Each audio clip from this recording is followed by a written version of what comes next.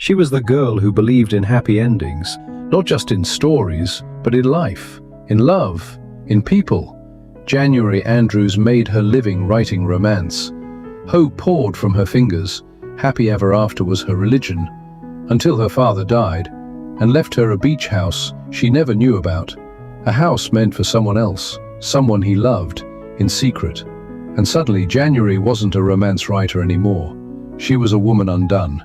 No more words, no more magic, just grief and anger and a silence that stretched across her heart like a storm.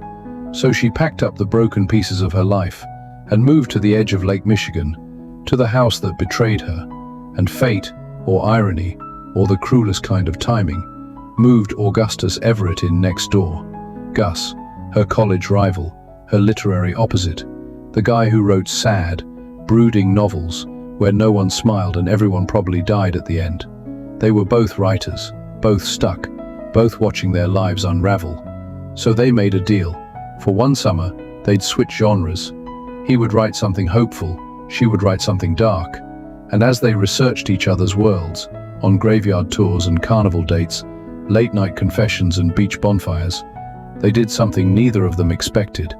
They started to fall, not in the way romance novels promise, not in a montage of perfect kisses and dramatic speeches, but in the quiet, painful way real people do. Gus carried shadows he wouldn't name. January carried grief she couldn't outrun. But somewhere between tragedy and tenderness, they started to rewrite the story, together. And that's the truth of Beach Read. It isn't about a girl who finds a boy. It's about a woman who loses her father, her faith, and herself, and still dares to fall in love again. It's about how grief doesn't come with an expiration date, how healing isn't always pretty, how writing, like life, is messy and beautiful, and sometimes doesn't make sense until the end. It's about laughing in the middle of mourning, kissing with tears on your cheeks, and realizing that maybe, just maybe, the people who feel the most broken are the ones capable of the deepest love. Because the truest stories aren't about perfection.